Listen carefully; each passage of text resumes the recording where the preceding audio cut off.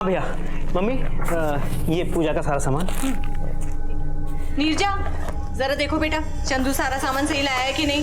क्या माँ, सब काम अपनी बेटी से ही करवाओगी? अपनी बहू से भी कुछ करवा लिया करो। अच्छा मम्मी जी, हम तो रोज ही काम करते हैं, दीदी तो कभी कभी आती है, आज जरा इनसे भी काम करवा लीजिए। अच्छा और नंदिनी के लिए खूब सारे पटाखे। रूपाली दीदी, आपकी गुंजिया के लिए बचा हुआ सामान। Thank you Chandu. अरे वाह, बहुत अच्छी खुशबू आ रही है। खा लेना फटाफट आके। हाँ मम्मी जी, और कुछ सामान? अरे चंदू सुन, ये ले, ये क्या है? तेरे लिए नए कपड़े। मेरे लिए? और नहीं तो, तू भी तो हमारा बेटा है ना। खुश रह, चल जल्दी जा और जल्दी वापस आ, पूजा शुरू करनी है। मैं बस यूं गया और यूं आया। भाग के जा।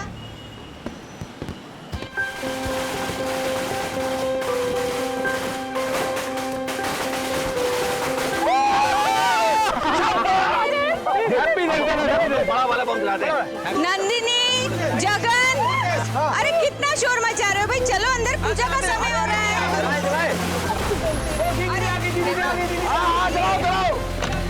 अरे दीदी आप नीरजा सुन ना बेटा। हाँ माँ, क्या हुआ? मुझे तुझसे बहुत जरूरी बात करनी है। हाँ बोलो ना, क्या हुआ? जरा देखो ना हिना के मन में क्या चल रहा है। जब से आई है बहुत परेशान है। आप टेंशन मत लो, मैं उससे बात करके आती हूँ। देखो जरा।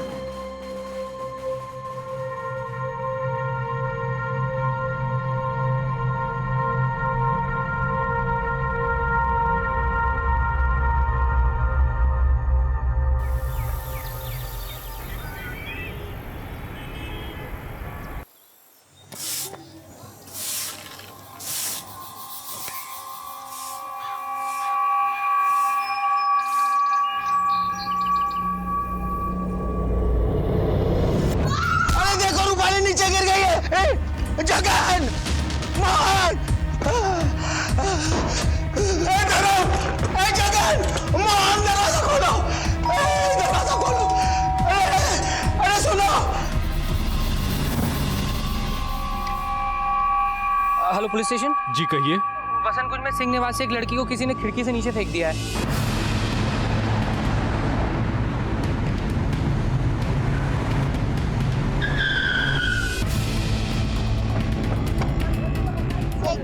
रूपाली बेटी, इधर चेक करो, जरा चेक करो। किसका घर है ये? ये मेरे चचेरे भाई धर्म सिंह का घर है और ये उनकी बेटी रूपाली थी। घर वाले कहाँ हैं? पता नहीं साहब, मैं कब से चिल्ला रहा हूँ, दरवाजा पीट रहा हूँ, कोई सुन ही नहीं रहा। कोई सुन नहीं रहा है? कौन कौन है घर में? भरा पूरा परिवार है, बेटे बेटियां बहुएं बच्चे सब है। लास्ट टाइम कब देखा था मैंने? कल रात को देखा था। कोई है क्या? दरवाजा खोलो प्लीज।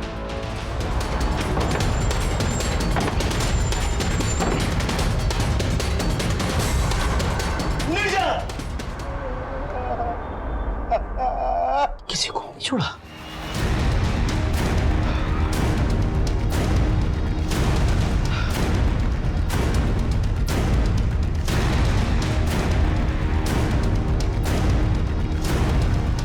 सर, मैं वसंत कुंज से बोल रहा हूँ सर, चारों तरफ लाशें बिछी हुई हैं, पूरा नरसंहार है सर यहाँ पे।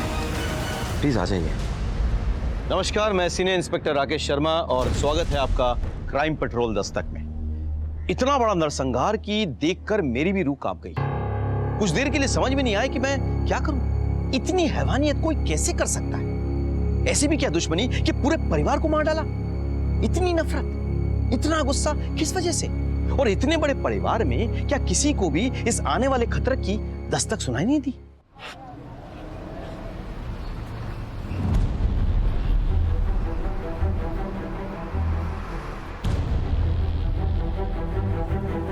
सर बोलो। Bad scene sir, very bad scene. संभालो संभालो संभालो संभालो अपने आप को। पानी लाओ कोई। क्या हुआ? क्या है? देखो क्या बताया सर, बहुत सारे क्राइम सीन्स देखे सर, ऐसा नहीं देखा। 10 लोगों की हत्या कर दी सर। 70 साल के बूढ़े से लेकर 7 महीने की बच्ची बेरे में से मार डाला सर। यहाँ से इस खिड़की से एक लड़की को नीचे फेंक दिया सर। चलो देखते हैं। सर ये बड़ी बेटी नीरजा। Real sad.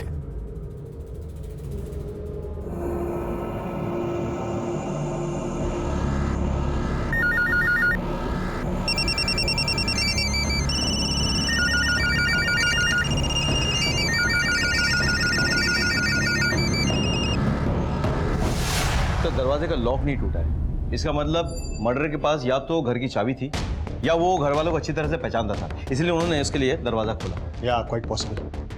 एक काम करो, इन बॉडीज का पंचनामा करवाने के बाद उन्हें पोस्टमार्टम के लिए भेज दो। जी सर। और पूरे घर को सील कर डालो। Okay sir.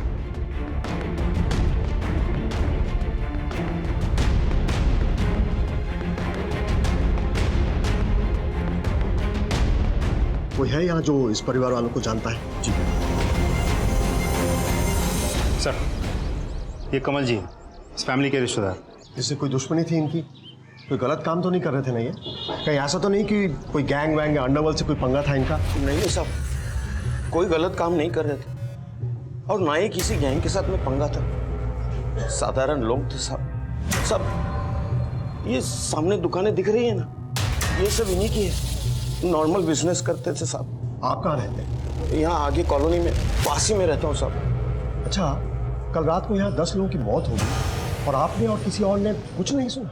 नहीं साहब, किसी ने कुछ नहीं सुना। सुबह जब रूपाली नीचे गिरी तभी ही। जब वो लड़की गिरी तब आपने किसी को अंदर से बाहर जाते हुए देखा था? नहीं साहब, किसी को नहीं देखा। और साहब कुछ देखने की हालत में मैं था ही नहीं साहब।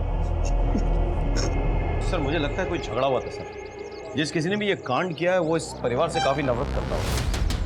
या क्वाइट पॉसिबल। इसने तो पागलों की तरह नरसंहार किया। जी। लेकिन राकेश, ये भी तो पॉसिबल है कि वो लड़की रूपाली का घर के बाकी मेंबर्स के साथ किसी बात पर झगड़ा हो गया हो और फिर उसने खुद ही ये खून किया हो और फिर खुद इस खिड़की से कूद गई। ऐसा लगता नहीं है सर। रूपाली की जो कद काठी है वो ऐसे 10 लोगों का मर्डर नहीं कर सकती सर। तो फिर लड़की आखिर ऊपर से कूदी क्यों? सर, ऐसा भी तो हो सकता है कि वो लड़की घर पे छिपकर कहीं बैठी थी। शायद किलर ने उसे ढूंढ लिया हो और किलर से बचने के चक्कर में उसने खिड़की से छलांग लगाई हो या फिर एक्सीडेंटली नीचे गिर गई हो। नहीं विनीत, अगर किलर इतनी देर तक ऊपर अंदर बैठा होगा तो किसी ने उसे अंदर जाते हुए देखा होगा। सर, कमल सिंह तो कह रहा था कि उसने ध्यान ही नहीं दिया। यहाँ कोई सीसीटीवी है? नहीं सर, हमने आसपास का सारा एरिया चेक कर लिया। यहाँ आसपास कहीं सीसीटीवी नहीं लगे। सर प्लीज, सर मुझे कवर कर दीजिए सर, अंदर sir please, sir please, sir 9 लोगों के मीडिया को अंदर आने से रोक दीजिए। आप मीडिया को अंदर आने से नहीं रोक सकते सर। सर प्लीज, सर एक बार अभी नहीं, हमें अपना काम करने दीजिए। अभी नहीं, आप लोग प्लीज कोऑपरेट कीजिए। सर प्लीज, सर हमारे पीछे जो आप घर देख रहे हो इसमें 10 लोगों की लाश मिली है। गला रेत कर निर्मम तरीके से सबका मर्डर कर दिया गया है और एक जवान लड़की को खिड़की से नीचे फेंक दिया गया है। जैसा आप देख सकते हो पूरे इलाके को सील कर दिया गया है। पुलिस अभी तक मीडिया से बात करने को तैयार नहीं है। शायद इस हत्याकांड को वो अपनी नाकामियां भी समझ रही है। हत्या की वजह या हथियार अभी तक पुलिस के सामने नहीं आया है। कमल जी, इन दुकानों में से कौन सी दुकान धर्म जी की दुकान है? वो जनरल स्टोर है ना, वो धर्म जी का दुकान है। हालांकि चलाता उसका छोटा बेटा मोहन है। उसका बड़ा बेटा जगन प्रॉपर्टी का काम करता है। वो पास वाली दुकान भी उसी की है, मगर वो हमेशा बंद रहती है।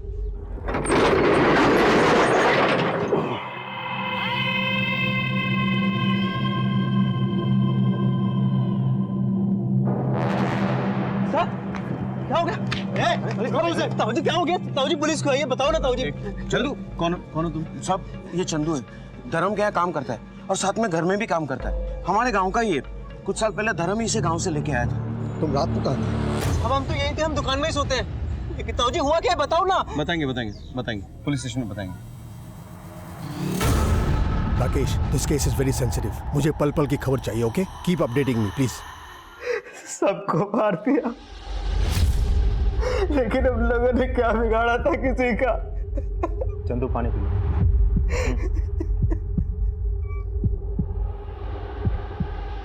कल रात क्या हुआ था चंदू? हमको नहीं मालूम साहब, ये सब कैसे हो गया। हम तो जब वहां से निकले थे सब ठीक था। देखो चंदू, ठीक से बताओ, तुम आखिरी आदमी थे जिन्होंने सबको जिंदा देखा था। बताओ क्या हुआ था? धनतेरस की पूजा थी घर में, सब लोग बहुत खुश थे। हम भी जल्दी दुकान बंद करके घर चले गए थे साहब। आगे चंदू, महिपाल ने सही रेट लगाया ना पटाखों का? हाँ भैया। मम्मी ये पूजा का सारा सामान। नीरजा जरा देखो बेटा, चंदू सारा सामान सही लाया है कि नहीं? क्या माँ, सब काम अपनी बेटी से ही करवाओगी? अपनी बहू से भी कुछ करवा लिया करो। अच्छा मम्मी जी, हम तो रोज ही काम करते हैं, दीदी तो कभी कभी आती है, आज जरा इनसे भी काम करवा लीजिए। अच्छा और नंदिनी के लिए खूब सारे पटाखे। रूपाली दीदी, आपकी गुंजिया के लिए बचा हुआ सामान। Thank you Chandu. अरे वाह, बहुत अच्छी खुशबू आ रही है। खा लेना फटाफट आके। हाँ मम्मी जी, और कुछ सामान? अरे चंदू सुन, ये ले। ये क्या है? तेरे लिए नए कपड़े। मेरे लिए? और नहीं तो, तू भी तो हमारा बेटा है ना। खुश रह, चल जल्दी जा और जल्दी वापस आ, पूजा शुरू करनी है। मैं बस यूं गया और यूं आया। भाग के जा। तुमने वहां कुछ भी अजीब देखा? कुछ अलग? ऐसा पूजा थी घर पे, हंसी खुशी का माहौल था। फिर क्या हुआ? उसके बाद हम कपड़े बदलकर दुकान से वापस घर चले गए थे साहब। जबान संभाल के बात कर। हाँ तो तेरा पैसा उधार लिया तूने, एहसान नहीं किया कोई मुझ पर, पूरा ब्याज ले रहा है मुझसे। देख तेरा पैसा लेके परिवार के साथ भाग नहीं जाऊंगा मैं। क्या भैया, आप किससे उधार लिया आपने? कुछ नहीं, ऐसे धंधे के लिए बस। क्या आप अपना धंधा बढ़ाने के चक्कर में हम सबको मुसीबत में डाल देते हैं? नेता बेटा है तू, टीचर है जो हर वक्त ज्ञान देता रहता है मुझे। अगर किसी से पैसा उधार लेता हूं ना तो ब्याज सहित लौटाता हूं उसे, तेरे आगे हाथ नहीं फैलाता मैं। हाँ, लेकिन किसी और के आगे भी हाथ फैलाने की क्या जरूरत है भैया? बस बहुत हो गया, छोटा है छोटे की तरह रहे। जा अपना काम कर, बड़ा ज्ञान देना है। क्या कर रहे हैं आप लोग? अब तुम शुरू मत हो जाना। कम से कम त्योहार के दिन तो मत लड़िए। आइए चलिए पूजा करते हैं। ए चंदू, इधर इधर इधर। वाह, बड़ा सुंदर लग रहा है तू। क्या भैया, आप भी ना। तो लक्ष्मी नारायण भगवान की जय।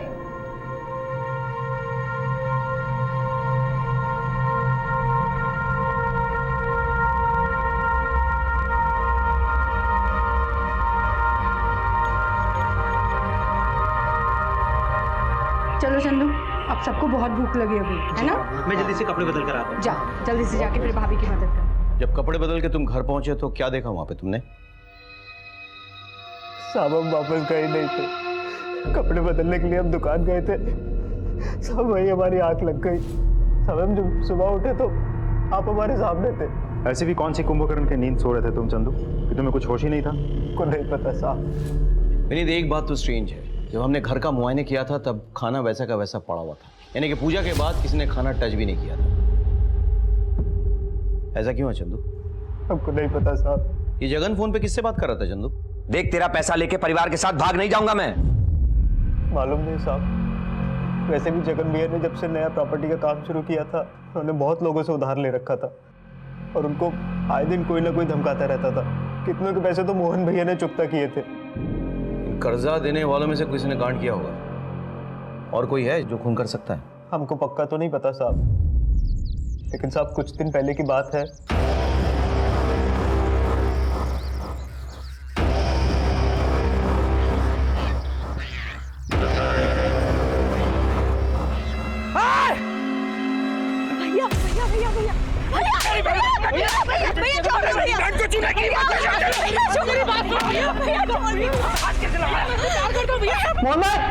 मोहन भाई, चंदू, मोहन भाई, वो जगन भाई रूपाली दीदी के दोस्त को बहुत ज्यादा मार रहे हैं। हाँ बाहर कहीं, जल्दी चलिए, कहीं कोई हेल्प कर है। आइए जल्दी आइए।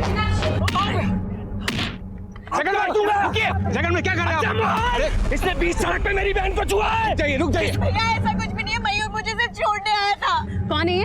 हाँ, मैं और मयूर एक दूसरे से प्यार करते हैं और शादी करना चाहते हैं। भैया आप लोग बड़े हैं, इसका मतलब ये नहीं कि आप कुछ भी बोलेंगे।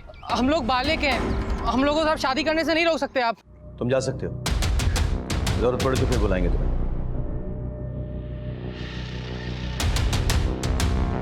मैं कम इन सर? कम इन।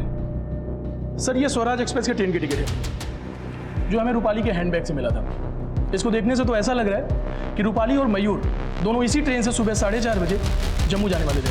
सर हमें घर में एक लगेज बैग भी तो मिला था जिसमें लड़की के कपड़े, ज्वेलरी और कैश थे। यानी कि रूपाली और मयूर भागने की ताक में थे। हो सकता है कि रूपाली के घर वालों को इस बात का पता चल गया हो, उन्होंने रूपाली को रोकने की कोशिश की हो, फिर मयूर और रूपाली ने मिलकर सबको मार डाला। लेकिन रूपाली नीचे कैसे गिरी थी? इस सवाल का जवाब या तो रूपाली दे सकती है या फिर मयूर। देखो कहाँ है वो, ये भी पता करो किसी ने रूपाली के घर के आसपास मयूर को देखा था क्या? मयूर के कॉल रिकॉर्ड्स निकालो और बाकी के फैमिली के भी। सब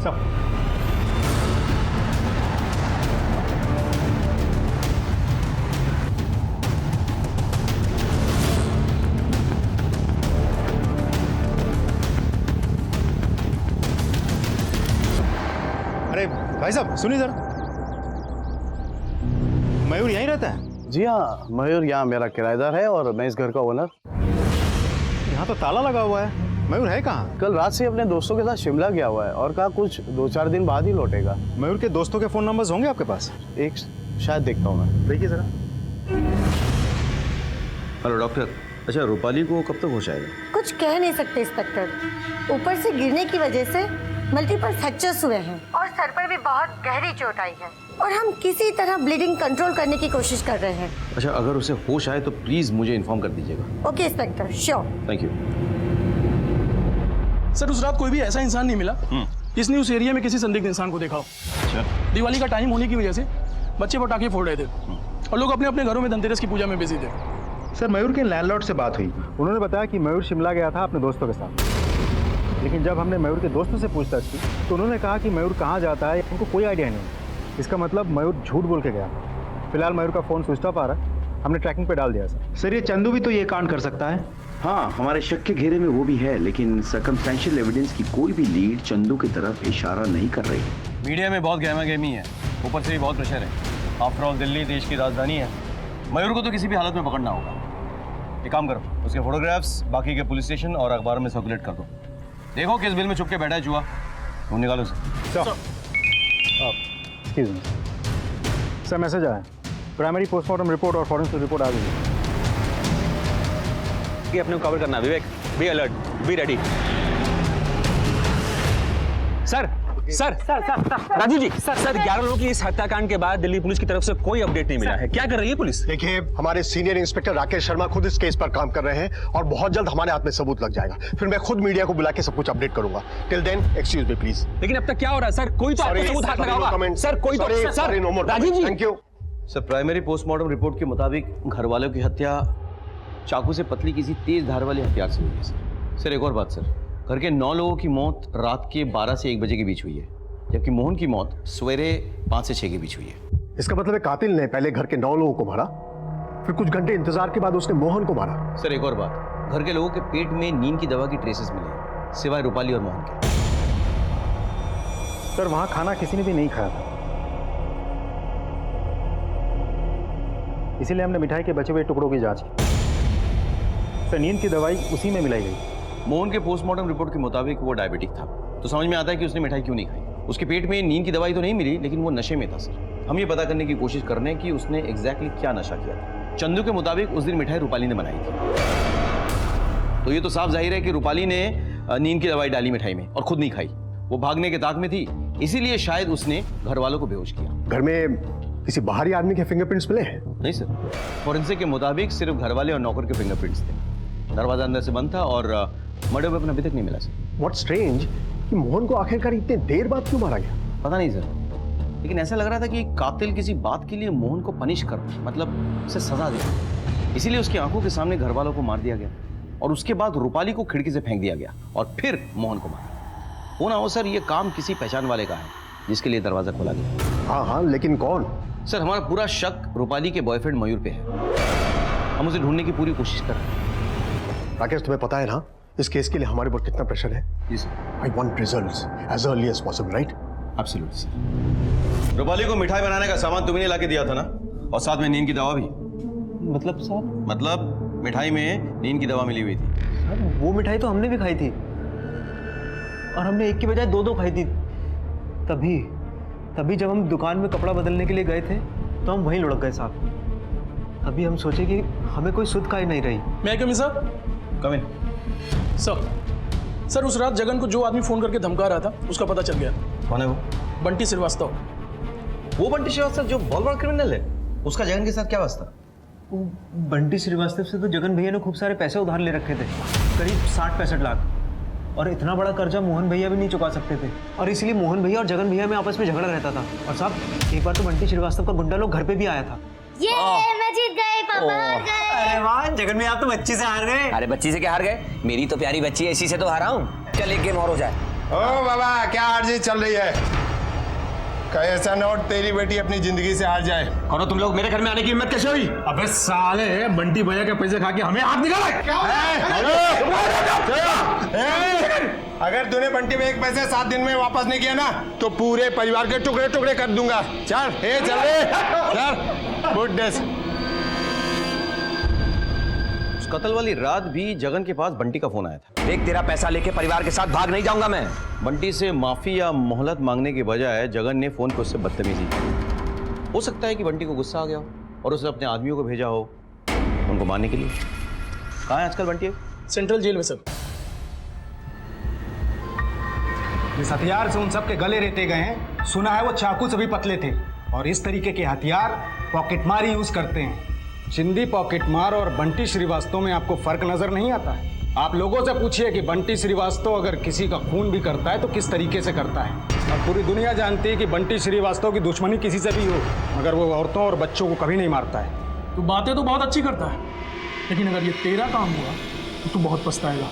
साहब, मैं तो पहले से उम्र कैद की सजा काट रहा हूँ, अब इससे ज्यादा और क्या होगा। तेरी उम्र कैद की सजा मैं इतनी मुश्किल कर दूंगा कि तू दरख्वास्त करेगा अदालत में कि तुझे फांसी की सजा हो जाए।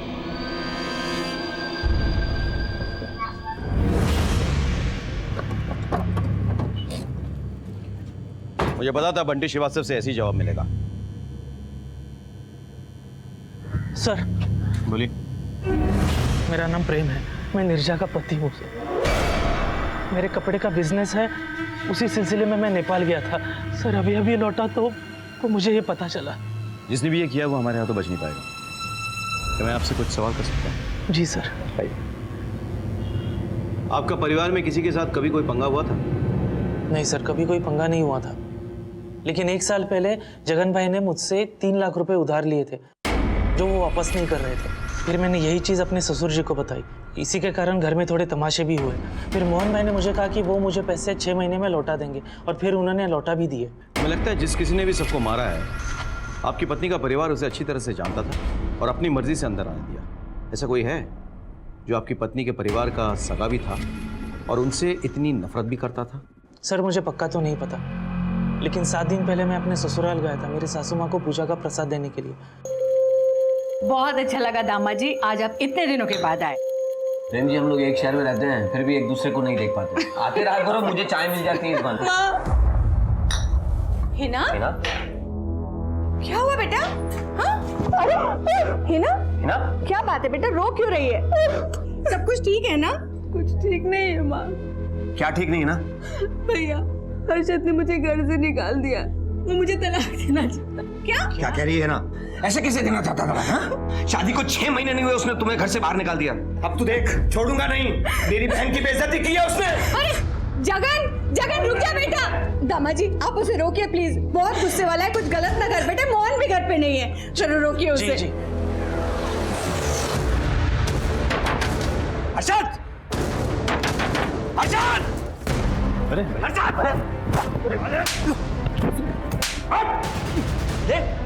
मेरी बहन को घर से बाहर निकालने की तेरी हिम्मत कैसे हो गई? मेरी बात सुनिए, इसमें मेरी कोई गलती नहीं है, इसमें सब हिना की गलती है। एक तो मेरी बहन को तुमने घर से बाहर निकाल दिया, उसके बाद तू गलती उसी की बता रहा है। क्या करते थे? आपकी बहन को पति पत्नी का रिश्ता निभाना ही नहीं आता है। सुन, संबंध प्यार इज्जत और मोहब्बत से बना जाते हैं। अगर तूने सम्मान के साथ मेरी बहन को घर में वापस नहीं किया ना, तो मैं मंदिर के घंटे की तरह इतना बजाऊंगा कि साले ना तू रात में सो पाएगा ना दिन में। समझा? ये बजा के अपनी बहन को सिखाइए। पहले तुझे सिखाता हूँ, हरामखोर। बाबूजी, तो आपको लगता है हर्षद ने सबको मारा है? सर ये तो मैं कह नहीं सकता, लेकिन जिस तरह का बर्ताव जगन भाई ने हर्षद और उनके पिताजी के साथ किया, अगर ऐसा कोई मेरे परिवार के साथ करता तो मैं तो उसे जिंदा नहीं छोड़ता। आपने मेरे सवाल का जवाब खुद ही दे दिया।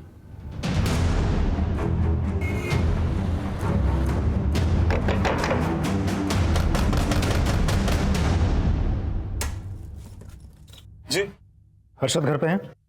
जगन ने तुम्हारे पिताजी पे हाथ उठाया था? लेकिन उसके परिवार की हत्या से हमारा कोई लेना देना नहीं है सर। हिना के साथ तो है ना? हिना को घर से क्यों निकाल दिया था? सर वो मैं बहुत अजीब सिचुएशन में फंस गया था। पता नहीं कौन से ट्रॉमा में थी, जब मैं जाता उसके पास तो वो डरकर भाग जाया करती थी। सर हमारे बीच में कभी भी पति पत्नी का संबंध रहा ही नहीं। सर मैंने उसे कितनी बार कहा कि किसी साइकियाट्रिस्ट के पास चलते हैं, लेकिन नहीं। एक बात बताओ, कत्ल की रात तुम कहाँ थे? मैं अपने घर पे ही था सर। ठीक है, फिलहाल के लिए तो हम जा रहे हैं, लेकिन शहर छोड़ के नहीं जा सकते तुम। कभी भी हमें याद करे तो चुपचाप अटेंडेंस लगाने पुलिस स्टेशन आ जाना। ठीक है सर। सभी विक्टिम्स का फोन कॉल रिकॉर्ड्स आ गए हैं, मयूर के भी। एक इंटरेस्टिंग बात है सर, मयूर रात को करीब 12:30 बजे और फिर सुबह करीब 6 बजे रूपाली के घर के आसपास ही था। एक और बात सर, उस रात 1 बजे से लेकर 5:30 बजे तक ये रूपाली और मयूर दोनों के मोबाइल की लोकेशन एक ही थी, मयूर के घर वाले एरिया में। Thank you. मतलब रूपाली ने मिठाई में नींद की गोली मिलाकर सबको बेहोश कर दिया होगा, लेकिन मोहन ने वो मिठाई नहीं खाई होगी। फिर रूपाली ने मयूर को बुलाकर सबकी हत्या कर दी। उसके बाद दोनों बाहर चले गए और फिर वापस आए मोहन को मारने के लिए। तब तो सवाल ये उठता है कि उसी वक्त मोहन को क्यों नहीं मार दिया? और सर फिर रूपाली खिड़की से कैसे गिरी? हो सकता है कि मोहन के साथ उसकी हाथापाई हुई हो और बैलेंस बिगड़ने से रूपाली खिड़की के बाहर गिर गई। या फिर ऐसा हो सकता है कि मयूर को ऐसा लगा कि आगे चलकर अगर रूपाली के दिल में कहीं गिल्ट आ जाए और वो पुलिस को कुछ बता दे तो मयूर फंस जाएगा, इसलिए उसने रूपाली को खिड़की से फेंक दिया। लेकिन सर फिर भी सवाल तो ज्यों का त्यों है, मोहन वो कैसे बच गया? विनीत, इस केस में इतनी धुंध छा गई है कि वो धुंध छटेगी तभी पता चलेगा। वैसे मुझे लगता है कि इन सवालों के जवाब मयूर ही दे सकता है। Yes sir. Hello Rakesh, I have a lead and I am sure it's going to help in your case. मेरे सोर्सेज ने इंफॉर्मेशन भेजी है कि कुछ महीने पहले कमल और जगन के बीच में मारपीट हुई थी। हम पता करते हैं सर।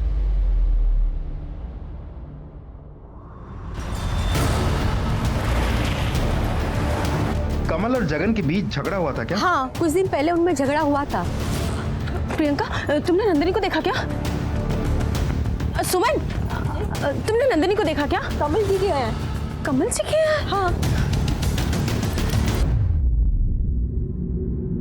नंदिनी, हद होती है बेशर्मी की। छोटी बच्ची है ये, तुम्हें शर्म नहीं आई? तुम्हें और कोई नहीं मिला? मेरी मासूम बच्ची मिली तुम्हें ऐसी हरकत करने के लिए? नहीं, तुम्हें कोई गलतफहमी हो रही है। फिर क्या हुआ? फिर भाभी ने जगन जी को बुलाया और दोनों में हाथापाई हुई। ये मेरी भी बच्ची है। बच्ची? जगन, आवाज साले! आज के बाद मेरी बेटी तो क्या, मेरे घर के आसपास भी दिखाई दिया तो जिंदा काट दूंगा बुड्ढे। मैंने सब कुछ नहीं किया जगन।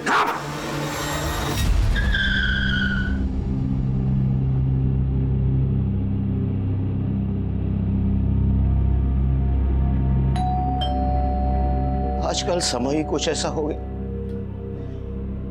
कि लोगों को सच्चे रिश्ते पर भी भरोसा नहीं रहा। उस दिन नेहा ने मुझे नंदिनी को अपने गोद में बिठाकर प्यार करते देख लिया तो उसने गलत समझ लिया साहब।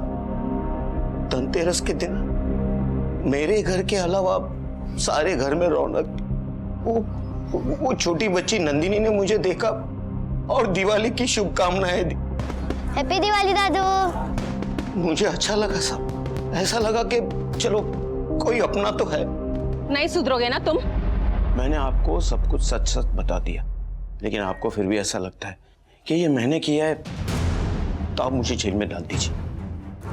लेकिन साहब आपसे हाथ जोड़कर विनती है, उनके कातिल को ढूंढकर सजा जरूर दीजिएगा। कभी कभी मैं सोचता हूं कि हम किस दुनिया में जी रहे हैं जहां हम अपनों पर यकीन नहीं कर सकते। अब कमल ने नंदिनी के साथ कुछ किया था या नहीं ये अलग बात, लेकिन सच्चाई तो यह है कि आजकल बच्चे अपने घरों में अपने परिवारों के साथ अपने अपनों के साथ सुरक्षित नहीं है। कमल लाख सफाई दे दे, रिश्तेदार होने का रोना रो ले, लेकिन हमें उस पर पूरा शक था। तभी कुछ ऐसा घटा जिसने इस केस की दिशा बदल दी।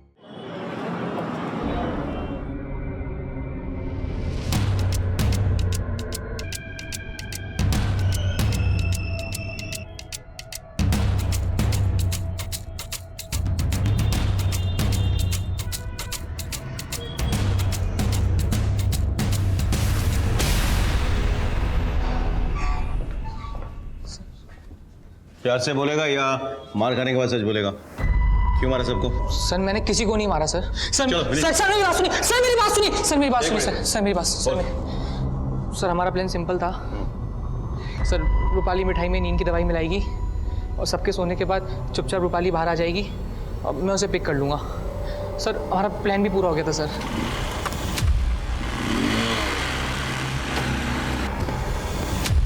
रूपाली आई एम सॉरी, हम आज नहीं भाग सकते। लेकिन क्यों? मेरे दोस्त ने आज वादा किया था कि वो हमें पैसे देगा, लेकिन अब एंड मोमेंट पर उसने मना कर दिया है। मयूर तुम समझ क्यों नहीं रहे हो? मैं कितनी मुश्किल से आई हूँ। मैं जानता हूँ, लेकिन बिना पैसे भागने का कोई फायदा नहीं है। ठीक है, तो ऐसे हालात में मैं चाहती हूँ वापस घर जा रही हूँ। सुनो मेरी बात सुनो, मेरी बात सुनो। इस वक्त घर पे जाने से क्या होगा? घर वाले तो नींद की दवा खा के सब सो रहे हैं ना। सो हम यहाँ है ना, बैठे हैं ना, सब ठीक हो जाएगा। Don't worry. उसके बाद सर 4-5 घंटे हम साथ में ही थे, फिर मैंने उसको उसके घर के पास छोड़ दिया था सर। बहुत लेट हो गया है, घर में से अगर कोई उठ गया होगा तो? कुछ भी नहीं होगा, तुम घबराओ मत, मैं यही हूँ। तुम अंदर जाके मुझे फ़ोन कर देना जैसा भी, ठीक है? हाँ। मत कर।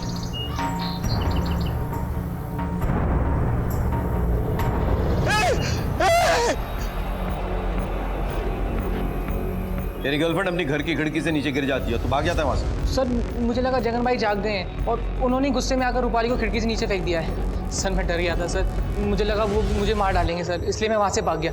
लेकिन सर मैंने ही बाहर जाकर पुलिस को पीसीओ से फ़ोन किया था सर। Hello police station. सच बोलने को कहा था, कहानी सुनाने को नहीं। अनिल सर मैं सच बोल रहा हूँ सर।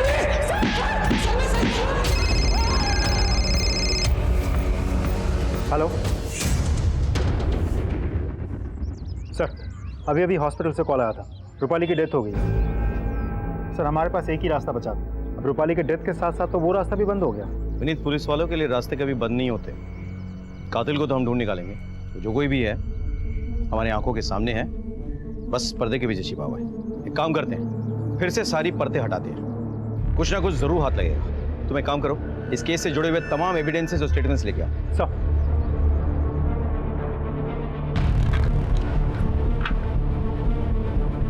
कपड़े बदलने के लिए हम दुकान गए थे, सब वही हमारी आंख लग गई। पूरी दुनिया जानती है कि बंटी श्रीवास्तव की दुश्मनी किसी से भी हो, लेकिन वो बच्चे और औरतों को नहीं मारता है। मैं अपने घर पे ही था सर। आपको फिर भी ऐसा लगता है कि ये मैंने किया है, तो आप मुझे जेल में डाल दीजिए। विनीत इसे लेके आओ। अरे श्योर सर।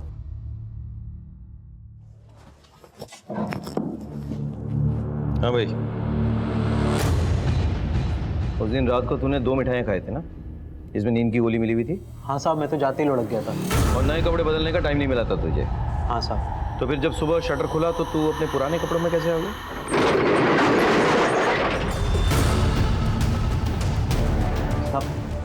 साहब मैं आपको बताना भूल गया, मैंने सोने से पहले कपड़े बदल लिए थे।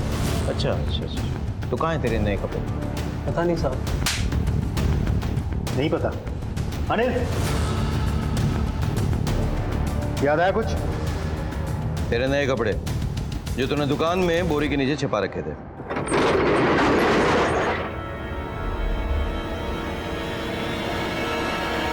चल शुरू हो जा, शुरू से शुरू हो जा, चल। बोलेगा साहब मैं दुकान में कपड़े बदलने के लिए जा रहा था, तब माँ तुमसे तो गले नहीं लग पाए माँ।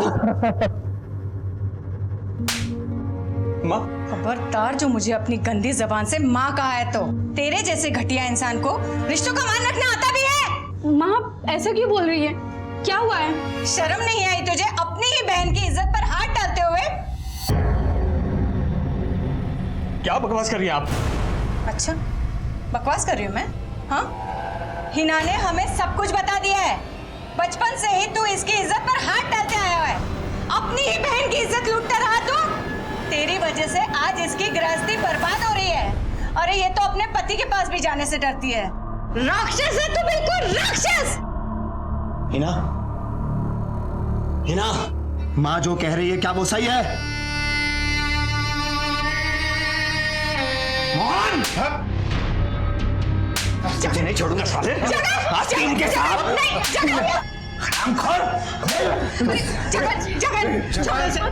गलती इसकी नहीं, गलती मेरे कोक की है, जो इस जैसे कमीने को मैंने जन्म दिया। ऐसे घटिया इंसान के साथ मैं भी अपनी बेटी के साथ इस घर में नहीं रह सकती। इस घटिया इंसान के साथ तो मैं भी नहीं रहना चाहती। शी, चाचू आप कितने गंदे हो। चल चल निकल जा। सबका फैसला सुन लिया तूने? सुन, अगर तू मेरा भाई नहीं होता ना तो काट के तेरे टुकड़े टुकड़े कर देता। निकल जा यहाँ से और मनुष्य सूरत कभी घर मत दिखाना। निकल जा।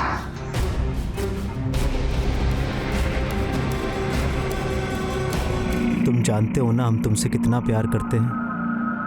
तुम्हारे बिना नहीं रह सकते हम।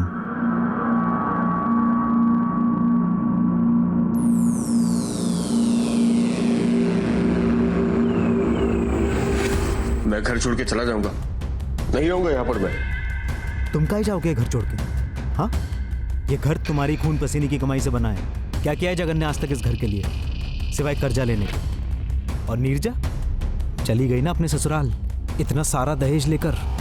और वो हिना, अरे जो औरत अपने पति को नहीं संभाल सकती वो औरत कहलाने के लायक नहीं होती। क्या क्या बोल कह रहा है तू? उन्हें बहाना चाहिए था तुम्हें घर से निकालने का। चलते हैं वो सब लोग तुमसे, और तुम भी मार खाकर बैठ गए। सिर्फ मर्द की तरह प्यार ही कर सकते हो या फिर मर्द की तरह गुस्सा भी आता है? बकवास मत कर तू, बकवास मत कर।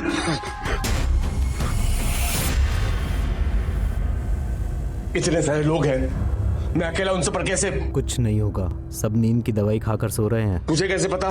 रूपाली ने गुंजिया में नींद की दवाई मिलाई थी, हम ही ला कर दिए थे। बताया था उसने कि वो अपने आशिक के साथ भागने वाली है। रूपाली भागने वाली है और तूने मुझे बताया नहीं? ओफो, इस वक्त ये सब मत सोचो, ये सोचो कि यही अच्छा मौका है। अब मारोगे तुम और इल्जाम जाएगा रूपाली के माथे। मेरी बात मानो मोहन, यही मौका है। बदला ले लो अपनी बेइज्जती का, खत्म कर दो सबको, और फिर सब तुम्हारा, मैं भी तुम्हारा।